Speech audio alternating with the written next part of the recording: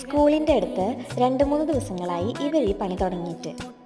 അതെന്താണെന്നറിയാനായിട്ട് ആകാംക്ഷ കുറച്ച് കൂടുതലായിരുന്നു. എല്ലാ വണ്ടികളും ഇതിൻ്റെ മേലെ കയറി ഇറങ്ങുന്നുണ്ടായിരുന്നു. അടുത്ത് പോയി തിരക്കിയപ്പോഴാണ് കാര്യം മനസ്സിലായത്.